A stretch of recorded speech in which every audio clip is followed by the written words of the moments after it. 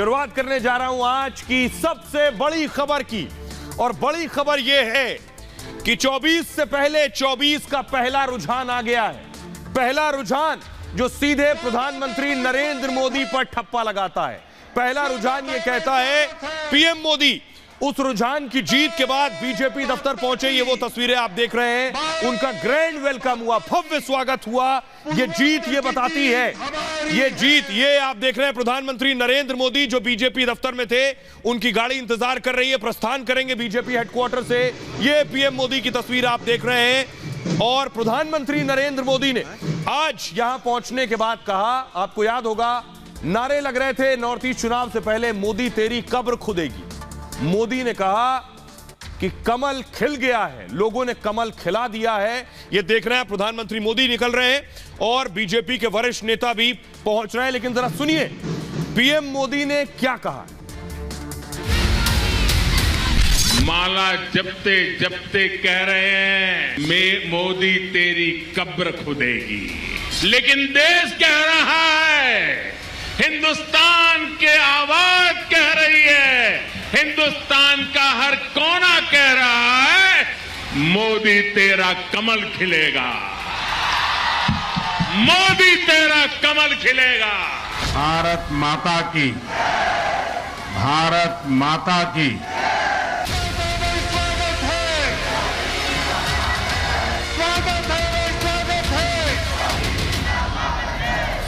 मोदी का कमल खिल गया और नतीजों ने विरोधियों की सियासी कब्र खोद दी।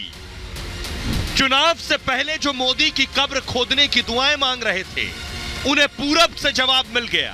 पूरब में मोदी का कमल खिल गया। जब कुछ लोग मोदी की कब्र खोदने की ख्वाहिश कर रहे हैं,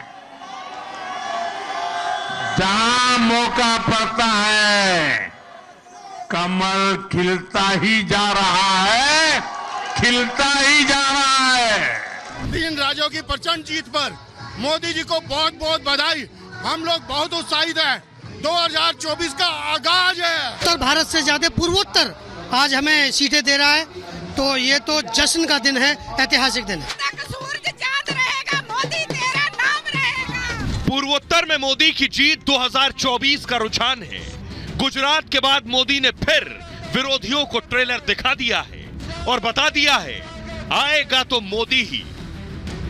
कोई हो ही नहीं रहा, सफाया हो रहा है, मोदी का राज हो रहा है, पहले भी राज था, रहेगा भी। तो राम का जीत हुई और रावण की हार हुई। 3 राज्य की जीत नहीं है, पूरे देश की जीत है और 2024 में फिर से पूर्ण बहुमत से मोदी सरकार बनने। नागालैंड में बीजेपी की जबरदस्त वापसी हुई। त्रिपुरा में बीजेपी दोबारा अकेले दम पर सत्ता में आई और मेघालय में भी बीजेपी ने अपनी ताकत में इजाफा किया है।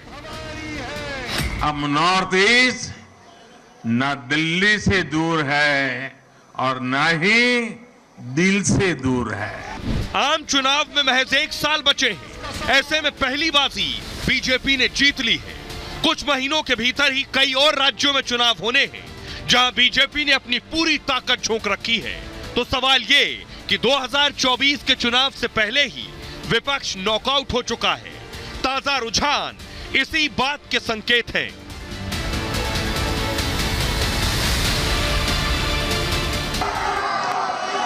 कुछ लोग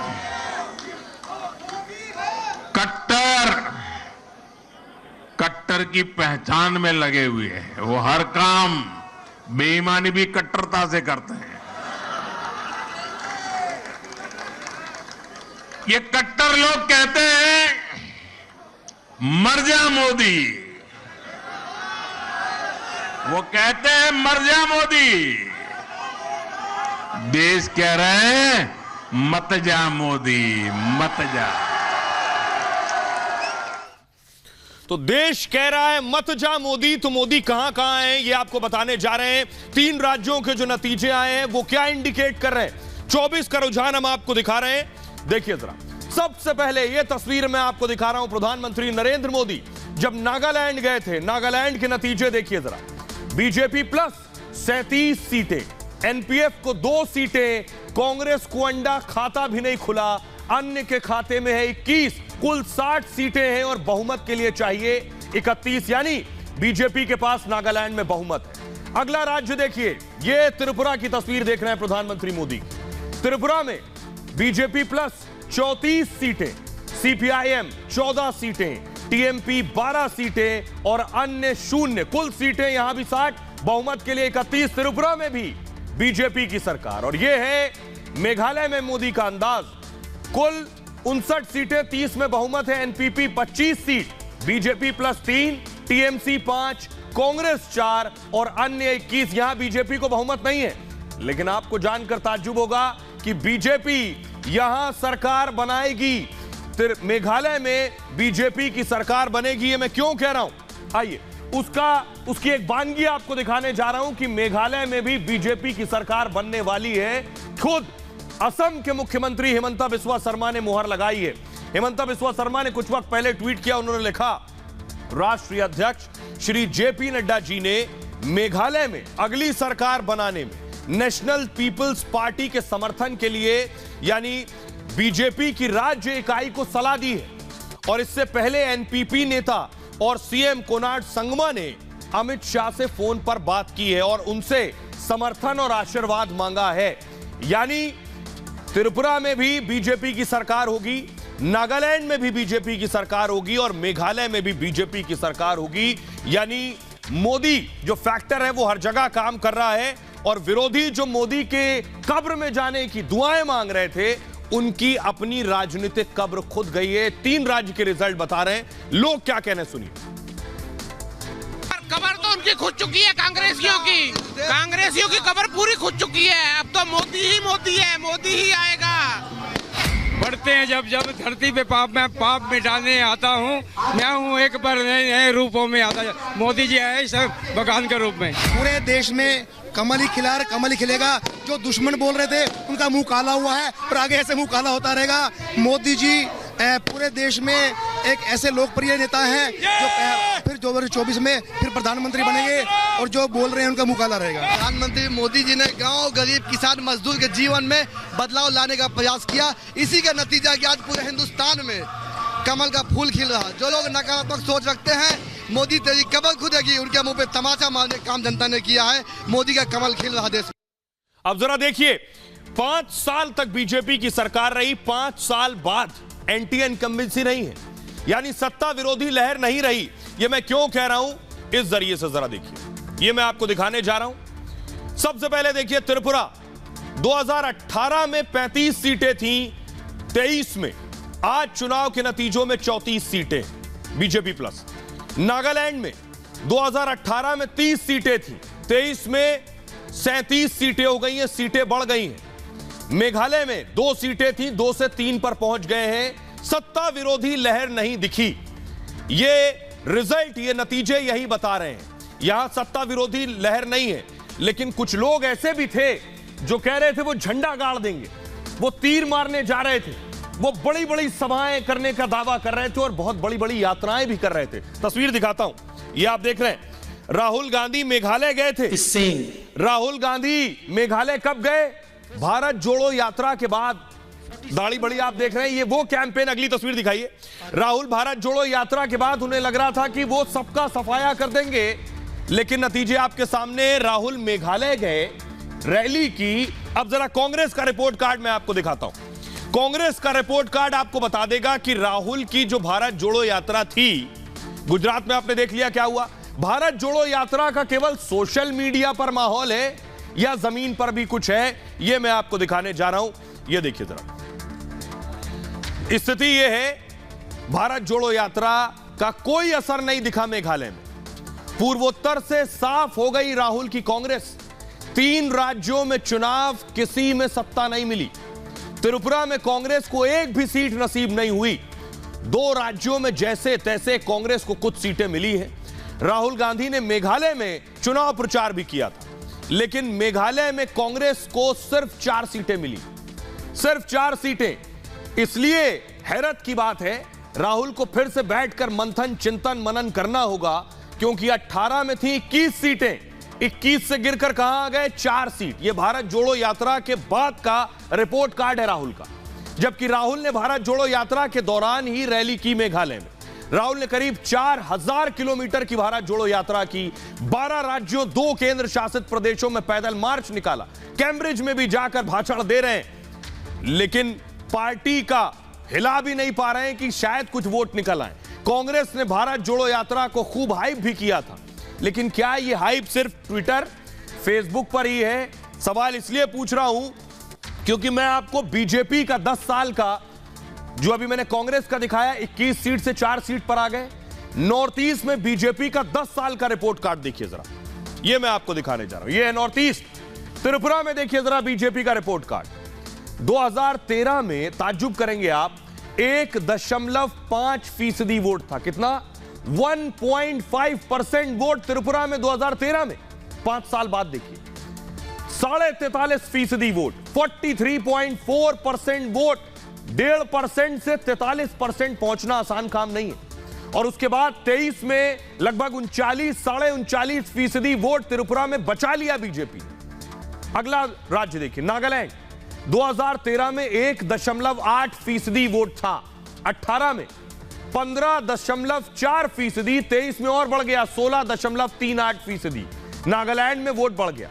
अगला राज्य देखिए मेघालय, 1.3% 13 में था, 18 में 9.7, 23 में 7.6। सीटें बढ़ गई हैं, सीट 1 बढ़ गई है मेघालय में। अब मैं आपको सुनवाने जा रहा हूं, मेघालय में यह ऐसा ही नहीं हो रहा है। प्रधानमंत्री नरेंद्र मोदी ने नॉर्थ ईस्ट में जो किया है, यह उसी का रिपोर्ट कार्ड है। सुनिए जरा पीएम मोदी को। आज के चुनाव और इन चुनाव परिणामों में देश के लिए, दुनिया के लिए बहुत सारे संदेश हैं। आज के नतीजे ये दिखाते हैं कि भारत में लोकतंत्र और लोकतांत्रिक व्यवस्थाओं पर कितनी आस्था है, एक मजबूत आशावाद है। लोकतंत्र की राह पर चलते हुए हर शंका आशंका का समाधान हो सकता है, बदलाव लाया जा सकता है। कुछ हमारे विशेष शुभचिंतक भी हैं। इन विशेष शुभचिंतक जिनके पेट में ये सोच सोच करके दर्द होता है कि बीजेपी की जीत का राज क्या है।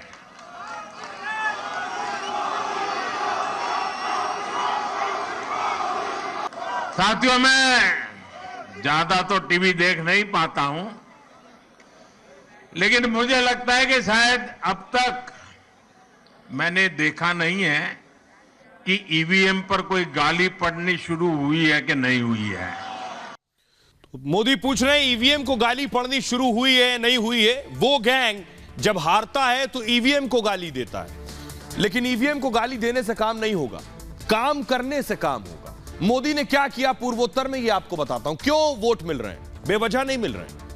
पूर्वोत्तर के साथ सौतेला व्यवहार पहले होता आया, लेकिन पीएम मोदी ने इस परंपरा को बदला है।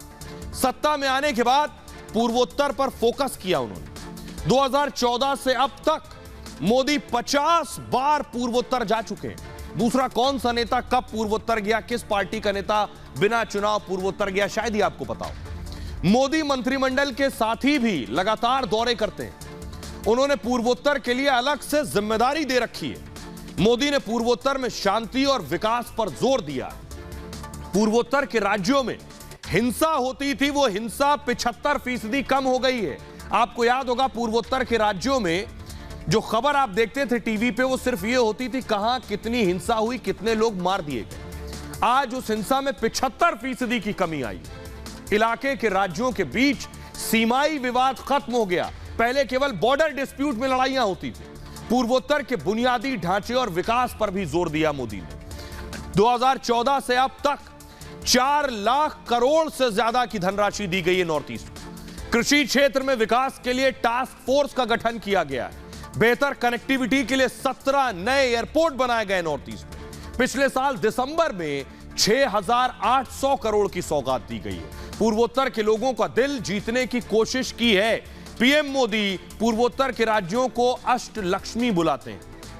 अब सोचिए, ये वो राज्य हैं जो इन राज्यों में काम हुआ है इसलिए वोट मिला है। सुनिए पीएम मोदी।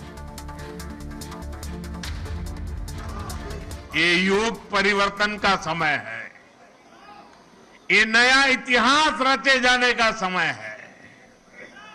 मैं नॉर्थ ईस्ट की शांति, समृद्धि और विकास का ये समय देख रहा हूं। मुझे याद है कि कुछ दिनों पहले जब मैं नॉर्थ ईस्ट गया था तो किसी ने मुझे बोला कि मोदी जी, आपको अपनी हाफ सेंचुरी के लिए बहुत बहुत बधाई। तो मैंने उनको पूछा कि भाई ये कैसी हाफ सेंचुरी आप बता रहे हैं? तब उन्होंने मुझे बताया कि जब से बोले आप प्रधानमंत्री बने हैं, आप 50 से भी ज्यादा बार नॉर्थ ईस्ट का विजिट कर चुके हैं। तो 24 का पहला रुझान आ चुका है, 24 का दूसरा रुझान आना बाकी है। दूसरा रुझान कहां से आने वाला है ये मैं आपको बताता हूं, और कैसा आएगा वो रुझान। ये आप देख रहे हैं देश का नक्शा। मध्य प्रदेश में इसी साल चुनाव है। मध्य प्रदेश का रिजल्ट बताएगा दूसरा रुझान 24 का। यहां बीजेपी की सरकार है। राजस्थान में कांग्रेस की सरकार है, राजस्थान में चुनाव होने। कर्नाटक में इसी साल चुनाव होने, बीजेपी की सरकार है। तेलंगाना में बीआरएस की सरकार है, इसी साल चुनाव है। छत्तीसगढ़ में कांग्रेस की सरकार है, इसी साल चुनाव है। मिजोरम में मिजो नेशनल फ्रंट और जम्मू कश्मीर में राष्ट्रपति शासन है, इसी साल चुनाव हो सकते हैं। ये जो राज्य है, ये 24 का दूसरा रुझान होगा। पहला रुझान तो 10 on 10 मोदी का है। सुनिए जरा लोग क्या कह रहे हैं। 24 के रुझान से पहले लोग बता रहे हैं 24 में क्या होने वाला।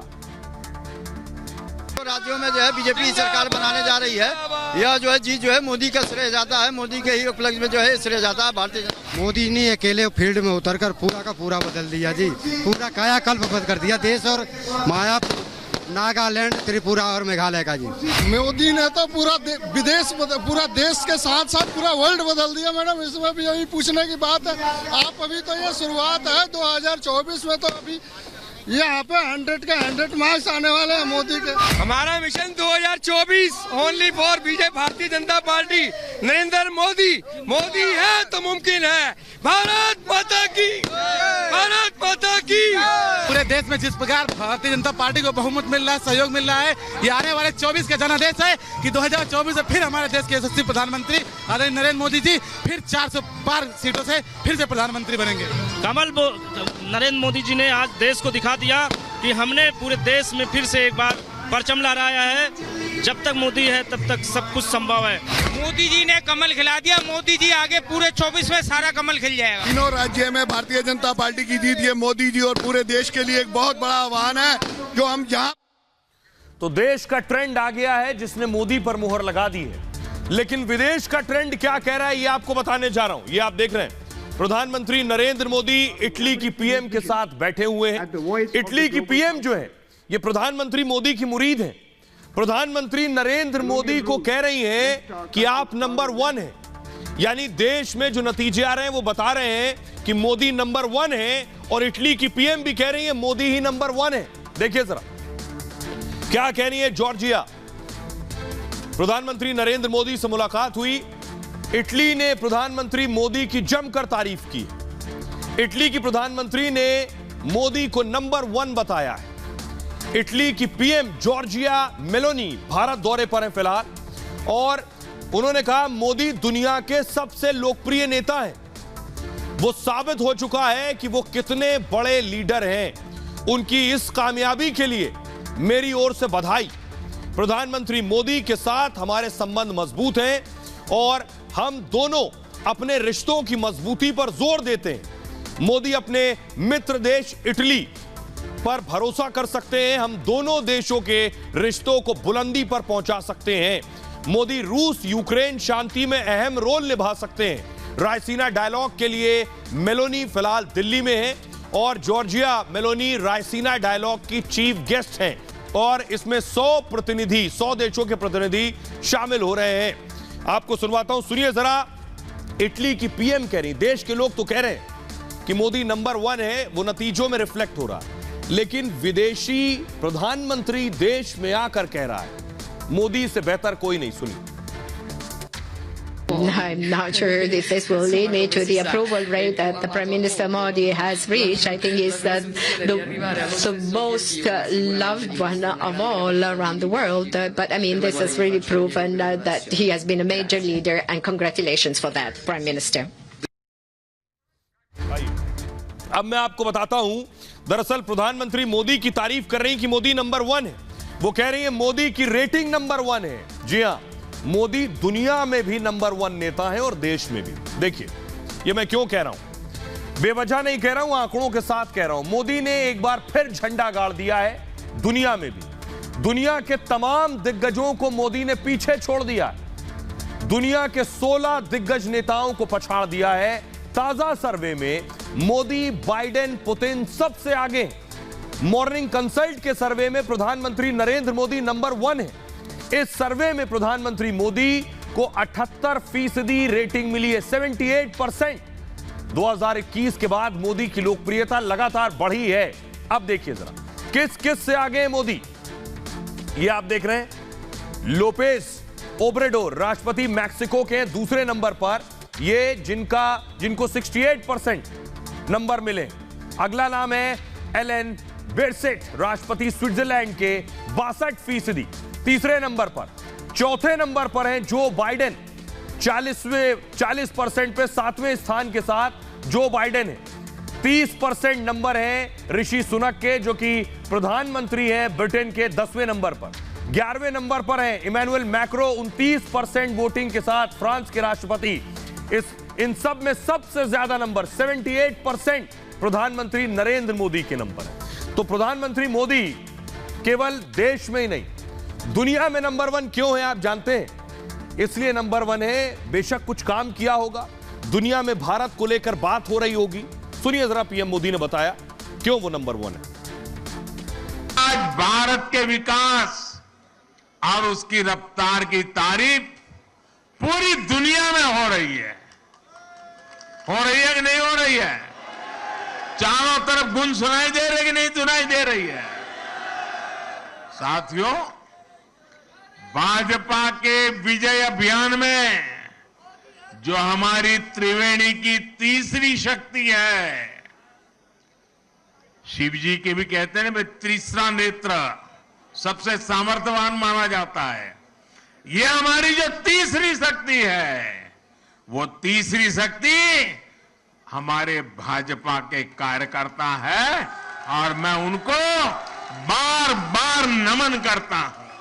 अब सोचिए जरा, भारत में रायसीना डायलॉग हो रहा है, इटली से प्रधानमंत्री आ रहे हैं, G20 हो रहा है, रूस के विदेश मंत्री, रूस के अलावा कुछ और देशों से विदेश मंत्री, अमेरिका के विदेश मंत्री आए हैं। लेकिन पाकिस्तान में सोचिए क्या हो रहा है, G20 वर्सेस गरीब 20 चल रहा है। वहां उनके बुरे हाल हैं, ये देख रहे हैं। प्रधानमंत्री मिल रहे हैं जॉर्जिया मेलोनी से, जो इटली की पीएम है। ये प्रधानमंत्री ने मुलाकात की, इन्होंने कहा नंबर 1 है मोदी। अगली तस्वीर दिखाइए। भारत में G20 हो रही है, बड़े बड़े देशों के विदेश मंत्री आ रहे हैं, विदेश मंत्रियों की बैठक हो रही है, रूस अमेरिका के विदेश मंत्री, भारत में मुलाकातें चल रही हैं। अगली तस्वीर दिखाइए। यहां इनसे कोई मिलने को तैयार नहीं है, सबने हाथ जोड़ लिए, ना देश में लैंड कर रहे हैं, ना फोन उठा रहे हैं, ना बात कर रहे हैं। यह है पड़ोसी मुल्क का हाल। अब सोचिए जरा, आपने देख लिया, इस वक्त पाकिस्तान के लोगों का हाल यह है कि भारत की ये तस्वीरें पाकिस्तानियों को मुंह चढ़ा रही हैं। सुनिए जरा क्या कह रहे हैं G20 और रायसीना डायलॉग की तस्वीरें देखकर। वो समझता ही कुछ नहीं हमें। हम यहाँ पे चूरन बेचते हैं, इंडिया और पाकिस्तान का जो है ना, वो हमें कुछ नहीं समझता, वो हमें भिखारी समझते हैं। उनके न्यूज़ चैनल उठा के देखिए किस तरह की मनफी प्रोपगंडा कर रहे हैं वो पाकिस्तान के ऊपर। वो कहते हैं ये तो भिखारी हैं, ये तो रोज जाके भीख मांगने वाले, हमारा क्या मुकाबला करेंगे। पाकिस्तान का बिल्कुल ग्लोबली सतह पे एक भिखारी, एक आजकल हालात तो आपके सामने हैं सारे। हम IMF के सामने, वर्ल्ड बैंक के सामने कर्जे ही ले रहे हैं और हमारी कोई वो वैल्यू नहीं है इस तरह इंटरनेशनल कॉन्फ्रेंस में जाने की और बात करने की। लेकिन हम वहाँ बात क्या करेंगे? वहाँ पे जो बातें होनी है, जो टॉपिक्स वहाँ पे डिस्कस होने, हमारी वहाँ पे कोई वैल्यू नहीं है। हमने वहाँ पे भी जाके भीख ही मांगनी है। हमारे तो ऐसे ही सरबराह हैं और हुक्मरान यही मुसलत है। तो G20 में भी आवाम ने नहीं जाना, सियासतदानों नहीं जाना है, उन्होंने अपनी हरकतें वहाँ पे दिखानी। किस मुँह से जाता? मैं मुझे अभी बताना, किस मुँह से जाता? क्या लेके जाता? अपनी ये शक्लें लेके जाता, अपनी भिखारियों वाली शक्लें, ठीक है? जो जाके सऊदीया के सदर से कह रहे हैं जी हम भिखारी नहीं है, हम आपके बाप को बड़ा भाई समझते हैं, और ये मांगने का तरीका है। IMF जिसको कर्जा देने से इनकार कर रहा है, किसी वजह से कर रहा है। आपने पहले 2 दफ़ा कर्जे लेके खा लिए हैं, उनके वो तो आप उनके कर्जे वापस करो ना, जो आपको कर्जा दे। मेन इशू बीच में ये है कि सबको पता है इस टाइम पाकिस्तान जो है ना, वो खाऊ बना हुआ है, डकैत बना हुआ है, चोर बना हुआ है, ठीक है? जो कि हमारे पाकिस्तान के ऊपर लेबल नहीं आना चाहिए, जो कि आना चाहिए लेबल हमारे हुक्मरानों के मत्थे पे, ठीक है? कि यार ये हुक्मरान ऐसा है। अब आपने सुन लिया पाकिस्तान के लोगों को भी। अब आपको बताता हूं, सोचिए भारत में G20 हो रहा है, वहां गरीब G20 हो रहा है। पाकिस्तान के लोगों को सुन लिया स्थिति। अब मैं आपको बता रहा हूं ये क्यों कह रहा हूं। ये देख रहे हैं आप शहबाज शरीफ की हालत, और ये भारत में बड़े बड़े समिट्स हो रहे हैं। दक्षिण एशिया में पहली बार G20 समिट हो रहा है। भारत ग्लोबल समिट का आयोजन कर रहा है। मोदी की लोकप्रियता का डंका दुनिया में बज रहा है। आर्थिक सम्मेलन में दुनिया भर की महाशक्तियां शामिल हो रही हैं। बांग्लादेश, नेपाल जैसे छोटे देश भी सोचिए भारत में हैं, लेकिन पाकिस्तान को न्योता नहीं दिया गया। यानी कंगाल पाकिस्तान को ग्लोबल मंच पर भी जगह नहीं दी जा रही। कर्ज से बेहाल पाकिस्तान को एक और झटका लगा है। अंतर्राष्ट्रीय मुद्रा कोष यानी IMF भी कर्ज देने को तैयार नहीं है। IMF ने कहा था अपने यहां टैक्स बढ़ा दो, इन्होंने बढ़ा दिया, उनकी सारी शर्तें मान ली। अब वो कह रहे हैं कर्जा फिर भी नहीं देंगे। पाकिस्तान IMF से $1.2 अरब का कर्जा मांग रहा। IMF की टीम पिछले महीने पाकिस्तान का दौरा किया था। पाकिस्तान पर कई कड़ी शर्तें भी लगा दी। शाहबाज सरकार ने IMF की शर्तें मान भी ली कि कुछ तो पैसा मिलेगा। पाकिस्तान में टैक्स और पेट्रोल के दाम में इजाफा भी कर दिया। इसके बाद अब IMF कर्ज नहीं दे रहा है। यानी इन्होंने अपने यहां सब कुछ कर लिया, फिर भी वो कर्ज देने से मना कर रहा है। खराब रिकॉर्ड पाकिस्तान के लिए मुश्किल बन गया है। यानी कर्ज ना चुका पाने की वजह से कोई पैसा नहीं दे रहा है। IMF के कर्ज ना देने से पाकिस्तान बौखलाया हुआ है। पाकिस्तान के अधिकारी IMF पर खींच उतार रहे हैं, कह रहे हैं नई शर्त लगाने के बाद अब IMF का मन बदल रहा है। हम IMF के मेंबर पर हमारे साथ भिखारियों जैसा बर्ताव कर रहा है। वो भिखारी समझते हो तो IMF की सदस्यता खत्म कर दो। पाकिस्तान ने फिर अमेरिका से गुहार लगाई है कि शायद वही कुछ दे दे। वित्त मंत्री इशाक डार ने अमेरिकी उप वित्त मंत्री से बात की है। अमेरिका से मदद के लिए दखल देने की गुहार लगाई है, लेकिन कोई नहीं सुन रहा है। अब आप फर्क समझ सकते हैं। आइए खबरों में आगे बढ़ते हैं। लॉ एंड ऑर्डर से कोई कॉम्प्रोमाइज नहीं कर रहे हैं योगी आदित्यनाथ, और योगी का ऑपरेशन माफिया अभी भी शुरू जारी है। एक्शन जोर से हो रहा है। योगी आदित्यनाथ पूरी कोशिश कर रहे हैं उत्तर प्रदेश में जो इक्का दुक्का माफिया बचे हैं, जो हरकत कर भी रहे हैं, उन्हें भी सही मैसेज, सही संदेश दे दिया जाए, और इसकी तैयारी हो गई। अगली तस्वीर दिखाई। ये कल वाला बुलडोजर नहीं है, ये आज वाला बुलडोजर है। आज भी प्रयागराज में बुलडोजर चला है। आज भी अतीक के करीबी का घर गिरा दिया गया। दूसरा करीबी है, इनका नाम है सफदर। इनकी गन शॉप थी, हथियारों की दुकान थी। आरोप है ये हथियार सप्लाई करते थे, और देखिए योगी का बुलडोजर ने पूरी इमारत ध्वस्त कर दी। आज की तस्वीर है। अगली तस्वीर दिखाइए। अब ये कल की देख रहे हैं। कल भी बुलडोजर चला, करोड़ों की इमारत जमींदोज कर दी गई। इनका नाम था जफर, ये भी अतीक के करीबी थे। यहां भी अतीक का परिवार रह रहा था। अब दिलचस्प ये है, अगली तस्वीर दिखाइए। अतीक के करीबियों पर बुलडोजर चल गया, लेकिन कुछ महीनों पहले तक अतीक कह रहे थे योगी बहुत बहादुर हैं। अतीक की पत्नी शाइस्ता भी योगी की तारीफ कर रही थी। तो बहादुर बहादुर कहने का असर तो हुआ नहीं। इनको लग रहा था शायद योगी की तारीफ करेंगे तो इनकी जो हरकतें हैं उसे नजरअंदाज किया जा सकेगा, लेकिन योगी राज में ऐसा होता नहीं। सुनिए जरा।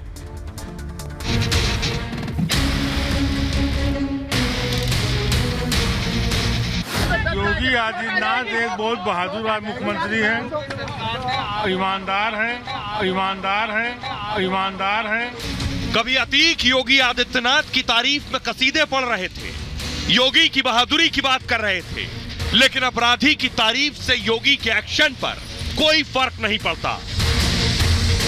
योगी आदित्यनाथ एक बहुत बहादुर मुख्यमंत्री है, ईमानदार है, ईमानदार है, ईमानदार है। योगी के राज में जो कानून को हाथ मिलेगा वो तारीफों से भी बख्शा नहीं जा सकता। अतीक ही नहीं, उनकी पत्नी शाइस्ता भी योगी योगी कर रही थी।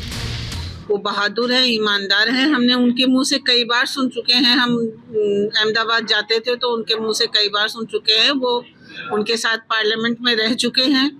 ईमानदार भी हैं, बहादुर भी हैं।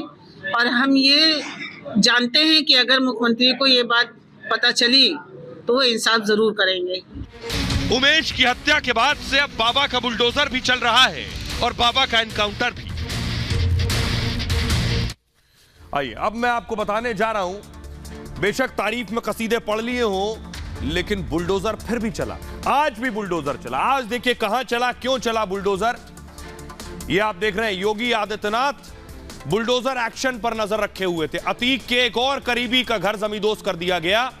सफदर अली के मकान को बुलडोजर ने मिट्टी में मिला दिया और इसको योगी आदित्यनाथ देख भी रहे। धूमनगंज के चकिया में था सफदर अली का मकान और प्रयागराज विकास प्राधिकरण ने कुछ घंटे में ही पूरा मकान गिरा दिया। बिना नक्शा पास कराए सफदर ने यह घर बनाया था। नोटिस का जवाब नहीं दिया तो प्रयागराज डेवलपमेंट अथॉरिटी ने घर गिरा दिया। 28 फरवरी को बुलडोजर एक्शन का फैसला लिया गया। 2 दिन बाद बुलडोजर चलाकर मकान गिरा दिया गया। उमेश पाल की हत्या के बाद शूटरों के यहां ठहरने का दावा है कि इस घर में शूटर आकर ठहरे थे। हत्या के बाद सफदर के घर में रात को रुके थे शूटर। जॉनसनगंज इलाके में सफदर की हथियारों की दुकान है। एसएसए गन हाउस के नाम से यह दुकान चलाता था जिसका घर गिराया गया। सफदर पर अतीक गैंग को हथियार सप्लाई करने का आरोप है।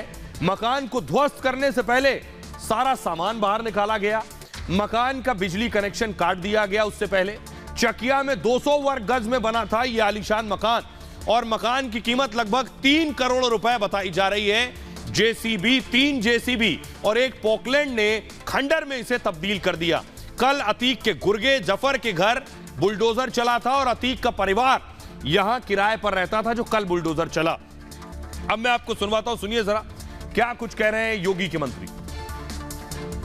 योगी सरकार की 2 प्राथमिकताएं, नंबर 1 विकास करना और जनता को सुरक्षा देना, और अपराध मुक्त उत्तर प्रदेश बना दिया है। और इसलिए जो कहा गया है बिल्कुल सच कहा गया है। समाजवादी पार्टी सरकार एक जिले में एक अपराधी दिया करती थी जो पूरा साम्राज्य चलाता था। अब भारतीय जनता पार्टी की सरकार एक जिले में एक उत्पादन देने का काम, एक उद्योग लगाने का काम कर रही है। समाजवादी पार्टी ने जिस ढंग से हर डिस्ट्रिक्ट में माफियाओं को पुष्पित पल्लवित किया था, माननीय मुख्यमंत्री जी ने रखा है और इसमें हम प्रयागराज की घटना में किसी को बख्शेंगे नहीं, कड़ी से कड़ी कार्रवाई होगी। तो अतीक का खेल पूरी तरह से खत्म हो गया। अतीक के पास अब कुछ नहीं बचा। उनका पूरी दुकान योगी आदित्यनाथ ने बंद कर दी है। देखिए जरा कैसे क्या क्या एक्शन हुआ अब तक अतीक पर। योगी ने अतीक के किले को ध्वस्त कर दिया। 6 साल में अतीक के खिलाफ बड़े पैमाने पर कार्रवाई हुई है। अतीक और करीबियों पर बुलडोजर चल रहा है। 570 करोड़ से ज्यादा की संपत्ति ध्वस्त हो चुकी है। 150 करोड़ से ज्यादा से संपत्ति कुर्क हो गई है। अतीक की करीब 50 अवैध निर्माण जमींदोज हो गए। अतीक के करीबियों के खिलाफ भी एक्शन हो रहा है। 2021 में मनी लॉन्ड्रिंग का केस दर्ज हुआ था अतीक पर। अतीक अभी साबरमती जेल में बंद है। अतीक का 2 बेटे जेल में बंद हैं और अतीक का एक बेटा असद फरार चल रहा है। अतीक की पत्नी शाइस्ता परवीन भी फरार चल रही हैं। 62 साल के अतीक अहमद पर शिकंजा कस गया। उमेश पाल मर्डर केस में यूपी लाने की तैयारी है। प्रयागराज शूटआउट में अतीक का परिवार फंस चुका है। एफआईआर में अतीक के साथ बेटे और पत्नी का भी नाम आ गया है। अतीक का बेटा असद सरेंडर कर सकता है और माफिया अतीक को एनकाउंटर का डर भी सता रहा है। जेल ट्रांसफर को लेकर सुप्रीम कोर्ट में अतीक ने याचिका लगाई है। याचिका में गुजरात जेल से यूपी ना भेजने की मांग की है। सुप्रीम कोर्ट से जल्द याचिका पर सुनवाई की मांग की थी। अब 17 मार्च को सुप्रीम कोर्ट में याचिका पर सुनवाई होगी। योगी आदित्यनाथ आज विधान परिषद में भी गरजे। सुनिए जरा क्या कहा उन्होंने। हम यहाँ पे वो सुधैव कुटुंबकम की बात कर रहे हैं। प्रधानमंत्री मोदी जी के नेतृत्व में दुनिया का भारत पे संदेश पहुंच रहा है। खगोल जाति की बात कर रहे हैं। जब हम ग्लोबल इन्वेस्टर समिट की बात कर रहे थे तो वह जाति की बात कर रहे थे। जब हम G20 की समिट की बात कर रहे थे तो वह जाति की बात कर रहे थे। बहुत अच्छी बात कही है। एक बड़े विद्वान ने कहा कि समस्या का समाधान इस पर निर्भर करता है कि आपका सलाहकार कौन है। दुर्योधन का सलाहकार शकुनी था और अर्जुन का कृष्ण था। परिणाम सब शकुनी को पालेंगे तो सत्यानाश होना ही होना है। और यह दृश्य अगर विपक्ष समझ पाएगा तो संभवतः कुछ सद्बुद्धि आए कि आप ओडीओपी तो नहीं दे पाए, लेकिन वन डिस्ट्रिक्ट वन माफिया जरूर दे दिए थे। वन डिस्ट्रिक्ट वन माफिया, कौन जिला ऐसा नहीं था जिसमें एक नया माफिया न खड़ा हुआ? आपका कौन जिला था? योगी सही कह रहे हैं, इसलिए योगी ने किन किन माफियाओं पर अब तक एक्शन लिया है ये आपको बताता हूं। उत्तर प्रदेश में बहुत से माफिया थे, बिहार से जुदा हाल नहीं था एक दौर में। देखिए जरा यूपी के माफियाओं का हाल। सबसे पहले मुख्तार अंसारी की अवैध संपत्तियों पर योगी ने बुलडोजर चलाया। मुख्तार अंसारी करीब 400 करोड़ की संपत्ति पर बुलडोजर चल चुका है। मऊ, गाजीपुर, वाराणसी में बुलडोजर चला है। आजमगढ़, प्रयागराज, कौशांबी में भी कार्रवाई हुई है। मुख्तार पर गैंगस्टर एक्ट समेत 60 केस दर्ज है। बांदा जेल में बंद है माफिया मुख्तार अंसारी। अगला नाम है सुंदर भाटी। नोएडा में सुंदर भाटी की प्रॉपर्टी पर योगी ने कार्रवाई की। करीब 64 करोड़ की संपत्ति जब्त की गई है। सुंदर भाटी पर 50 केस दर्ज हैं। अगला नाम है ब्रजेश कुमार सिंह, वाराणसी। बाहुबली ब्रजेश सिंह के खिलाफ भी कार्रवाई की योगी ने। 17 साल तक वाराणसी जेल में रहा। हत्या सहित कई मामले दर्ज थे और सबूतों के अभाव में कई मामलों में छूटा भी। खान मुबारक, अंबेडकर नगर के गैंगस्टर खान मुबारक, करीब 18 करोड़ की संपत्ति पर इनके बुलडोजर चला। ये माफियाओं पर योगी का एक्शन हुआ है। अब मैं आपको सुनवाता हूं, सुनिए जरा उत्तर प्रदेश के लोग मानते हैं, क्या कहते हैं, योगी ने माफियाओं पर एक्शन लिया है या नहीं। सुनिए। माननीय योगी जी ने सदन में कहा था कि भू माफियाओं को जड़ से खत्म कर देंगे और इसी तरीके उन्होंने जो कहा उसको पूरी तरह से संपन्न भी किया है। आम जनमानस को राहत दिलाने का कार्य किया है। या तो इस समय भूमाफिया धरती छोड़ रहे हैं या तो यूपी छोड़ रहे हैं। ये माननीय योगी जी के कार्यक्रमों द्वारा जो किया गया कार्य है। पूरे उत्तर प्रदेश के जितने भी माफिया हैं वो या फिर यूपी छोड़ने को तैयार हैं या फिर वो दुनिया छोड़ रहे हैं। ऐसा ही कार्य सराहनीय कार्य योगी जी के द्वारा चल रहा है और आने वाले समय में यूपी माफिया मुक्त प्रदेश कहलाएगा, जिसमें यूपी में युवाओं के लिए रोजगार और सुनहरे अवसर प्राप्त होंगे। योगी जी ने माफियाओं को मिट्टी पर मिलाया। इससे माफियाओं के पेट में जितना दर्द हो रहा है उतना ही ज़्यादा गरीबों के घर में खुशियाँ हो रही हैं, क्योंकि जितना इन लोगों ने लूटपाट और विपक्षी सरकारों में किया था उससे बहुत लोग गरीब सड़क पर आ गया था। लेकिन जितना माफियाओं मिट्टी पर मिलाया जा रहा है उससे योगी जी की जो जनता है, आम जनमानस है, वो बहुत खुश हो रहा है और अपने घर में खुशी के दीपक जला रहा है। देखिए जिस प्रकार से योगी जी ने माफियाओं को मिट्टी में मिला दिया है वो तो बहुत ही सराहनीय कार्य है एवं माफियाओं को मिट्टी में मिलाना ही जाना चाहिए निश्चित रूप। यूपी के लोगों को सुन लिया। अब आपको एक दिलचस्प बाबा से मिलवाने जा रहा हूं मैं। ऐसा बाबा जो भारत से भागकर अपना देश बना चुका है, अपना देश, उस बाबा से मिलवाऊंगा। यूएन पहुंच गए भगोड़े बाबा का मुल्क। ये है बाबा नित्यानंद और इनका अपना देश भी है, इन्होंने देश बना लिया। ये है नित्यानंद, भारत से भागे हैं, रेप का आरोप था, अपना देश बना लिया, उसका नाम रखा है कैलासा। इनको पुलिस ढूंढ रही भारत की, ये अपना देश बना चुके और न सिर्फ देश बनाया, इनका देश की तस्वीर दिखाते हैं। अगली तस्वीर दिखाइए। ये जो आप देख रहे हैं ये है कैलासा, ये नित्यानंद का देश है। ये देख रहे हैं आप, देश के बारे में बताऊंगा तफसील से, कैसा देश है, क्या होता है, बाबा कैसे पहुंच गए यहां पर, कैसे कोलंबस की तरह खोज लिया उन्होंने एक देश, ये भी मैं आपको बताऊंगा। लेकिन अगली तस्वीर दिखाइए जरा। लेकिन ये आप देख रहे हैं संयुक्त राष्ट्र, बाबा ने अपनी एक दूत को यूनाइटेड नेशंस भेज दिया है। देखिए बैठी है बाबा की दूत, यूएन पहुंच गई। अगली तस्वीर दिखाइए जरा। यह है बाबा की दूत, संयुक्त राष्ट्र पहुंच गई बाबा का प्रतिनिधित्व करने के लिए। बाबा के देश का हाथ देखिए जरा, हाथ पर बाबा का टैटू भी है, यानी जो भी बाबा के देश में रहेगा उसको टैटू बनवाना पड़ेगा। बाबा के चेहरे का टैटू है। यूनाइटेड नेशंस पहुंच गई है, ये आसान काम नहीं है। कैसे हुआ ये भी बताऊंगा। अगली तस्वीर दिखाई जरा, ये आप देख रहे हैं। और न सिर्फ वहां पहुंची संयुक्त राष्ट्र, बाबा की तस्वीर भी लेकर गई थी। यूनाइटेड नेशंस में बाबा की तस्वीर भी रख दी जाकर। ये आप देख रहे हैं संयुक्त राष्ट्र की तस्वीर। अगली तस्वीर दिखाई। लेकिन मैं बताऊंगा बाबा का देश और मुल्क कैसा है, उसके पहले आपको बताता हूं कि संयुक्त राष्ट्र तक कैसे पहुंच गई, आखिर वहां तक कैसे इनकी रीच हो गई कि बाबा की दूत वहां जाकर प्रतिनिधित्व कर रही हैं और भारत की बुराई कर रही हैं। ये आप देख रहे हैं यूएन, यूनाइटेड नेशन, ये बाबा की दूत है और बगल में खड़े हैं बाबा। स्विट्जरलैंड के जिनेवा में यूनाइटेड नेशंस की बैठक चल रही थी। बैठक में कथित देश कैलासा की प्रतिनिधि नजर आई। महिला ने चर्चा में हिस्सा लिया। इनका नाम है विजय प्रिया, इन्होंने अपना नाम बताया। खुद भगोड़े नित्यानंद ने विजय प्रिया की फोटो भी शेयर की है। बाबा ट्विटर पे भी है। ट्वीट में लिखा है यूएन की चर्चा में कैलासा भी शामिल हो गया। यूएन में विजय प्रिया ने जमकर कैलासा की ब्रांडिंग भी की। चर्चा में कहा कैलासा में रहने वालों को सब कुछ मुफ्त मिल रहा है, यानी बाबा के देश में सब फ्री है। मुफ्त में खाना, मुफ्त में मकान, मुफ्त में कपड़े, हर जरूरी सामान फ्री। इसी दौरान विजय प्रिया ने भारत के खिलाफ प्रोपेगेंडा भी रचा। यहां पहुंचकर यूएन में बोली पूज्य नित्यानंद को भारत परेशान कर रहा। जहां पूज्य नित्यानंद का जन्म हुआ उसी देश में उन्हें बैन कर दिया गया, प्रतिबंधित है। यूएन से विजय प्रिया ने उत्पीड़न को रोकने की भी अपील की है। सोशल मीडिया पर विजय प्रिया का फोटो वायरल है इस वक्त, और फोटो वायरल हुआ तो सवाल उठे कि कैलासा देश कैसे बन गया।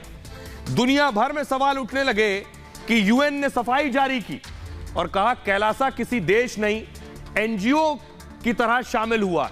कैलासा के प्रतिनिधि के यूएन में बयान पर कोई चर्चा नहीं होगी, जो कुछ भी इन्होंने बोला है। 24 फरवरी की बैठक के एक तरह की ओपन पब्लिक मीटिंग थी, जिसमें आई और बोलकर गई, और इसी बैठक में कैलासा की प्रतिनिधि विजय प्रिया शामिल हुई। विजय प्रिया के साथ 5 और महिलाएं बैठक में मौजूद थी उस दौरान। इससे पहले 22 फरवरी को भी यूएन मीटिंग में कैलासा पहुंचा।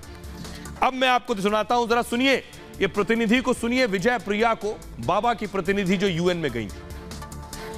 I'm here representing the United States of Kailasa. I'm the permanent ambassador, Vijaya Priya Nityananda. So, Kailasa is the first sovereign state for Hindus, which is established by the Supreme Pontiff of Hinduism, Nityananda Paramashivam, and who is reviving the enlightened Hindu civilization and its 10,000 indigenous traditions of Hinduism, including the Adi Shaivite indigenous agricultural tribes, for which the Supreme Pontiff of Hinduism is the leader as well, including two communities in 150 countries where Kailasa has established de jure spiritual embassies as well as multiple agencies. अब मैं आपको बताता हूं नित्यानंद का पूरी कुंडली, पूरा उनका प्रोफाइल क्या है। देखिए जरा, ये है बाबा, इनको देखा होगा टीवी पर आपने बहुत पहले शायद। भगोड़े नित्यानंद खुद को ये भगवान कहते हैं। नित्यानंद का असली नाम है राजशेखरन और तमिलनाडु के तिरुवनंतपुरम में इनका जन्म हुआ था। पिता का नाम अरुणाचलम, मां का नाम लोकनायकी। जन्म की तारीख को लेकर बहुत विवाद है इनके। कहते हैं 1/1/1978 को इनका जन्म हुआ। बाबा ने वीजा लिया तो मार्च 1977 डेट ऑफ बर्थ हो गई, एक साल पीछे खिसक गई। नित्यानंद के पास मैकेनिकल इंजीनियरिंग का डिप्लोमा है। हालांकि कहते हैं बाबा का डिप्लोमा फर्जी है, लेकिन नित्यानंद ने 1992 में स्कूली पढ़ाई खत्म की थी। 12 साल की उम्र में रामकृष्ण मठ में शिक्षा शुरू की अपनी। 2003 में नित्यानंद ने पहला आश्रम विवदादी शुरू किया। नित्यानंद योग, मेडिटेशन, फिटनेस कोर्स करते थे और एक आश्रम के बाद नित्यानंद ने कई आश्रम खोल लिए। देश में नित्यानंद के करोड़ों में भक्त बन चुके थे। इन भक्तों में लंबी संख्या में करोड़पति शामिल थे। और 2010 में, अब नित्यानंद फंसे कहां से, 2010 में नित्यानंद का धोखाधड़ी और अश्लीलता का आरोप इनके ऊपर लगा। अभिनेत्री के साथ एक सेक्स सीडी इनकी सामने आई और इस मामले में नित्यानंद को गिरफ्तार भी किया गया, लेकिन कुछ समय के बाद नित्यानंद को जमानत मिल गई। 2012 में नित्यानंद पर दुष्कर्म का मामला दर्ज किया गया। इसके बाद 2019 में नित्यानंद भारत से फरार हो गया।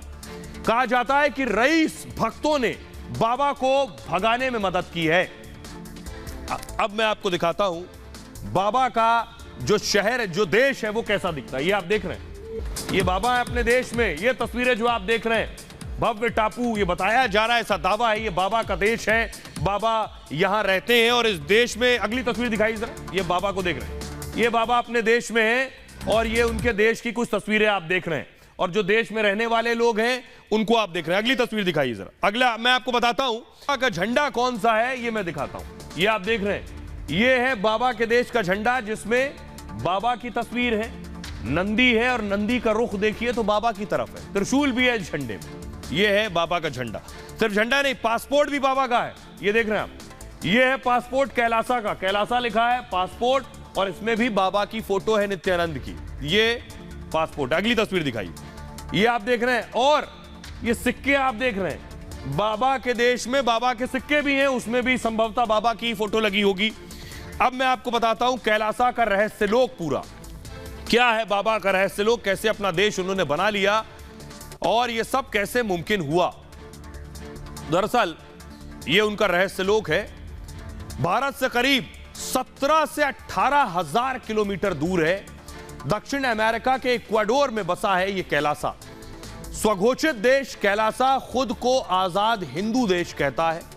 कैलासा में हिंदू शास्त्रों और मनुस्मृति का कानून चलता है।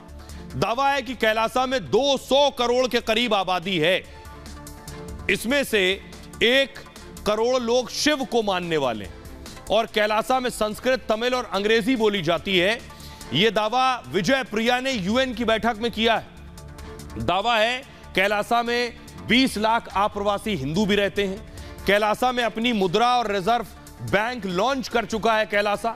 रक्षा मंत्रालय, शिक्षा मंत्रालय, गृह मंत्रालय जैसे मंत्रालय भी है इस देश में। 150 देशों में कैलासा का दूतावास होने का भी दावा किया जाता है। हालांकि दुनिया में किसी देश ने कैलासा को मान्यता नहीं दी है। यह है कैलासा की हकीकत। अब कुछ तस्वीरें दिखाते हैं उनके देश की कि कैसा दिखता है उनका देश, क्या क्या खासियत है वहां, कैसे शासन चलता है। देखिए कि कैलासा बना कैसे, ये आपको बताते हैं। 2019 के दौरान नित्यानंद भारत छोड़कर फरार हो गया। हिंदुस्तान की पुलिस नित्यानंद को ढूंढ रही थी।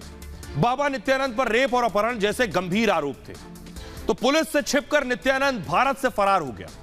अब बाबा पुलिस को नहीं मिला और कोर्ट में भी पेश नहीं हुआ तो नित्यानंद को भगोड़ा घोषित कर दिया गया।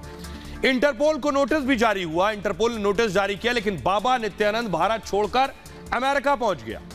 दक्षिण अमेरिका के इक्वाडोर में बाबा नित्यानंद ने एक पूरा द्वीप खरीद लिया, आइलैंड खरीद लिया। और इसके बाद 2020 में बाबा नित्यानंद ने अपने नए देश का ऐलान भी कर दिया।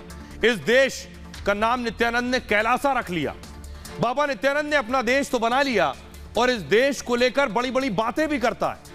बाबा का कहना है कि दुनिया भर में सताए गए हिंदुओं को वो सुरक्षा देता है।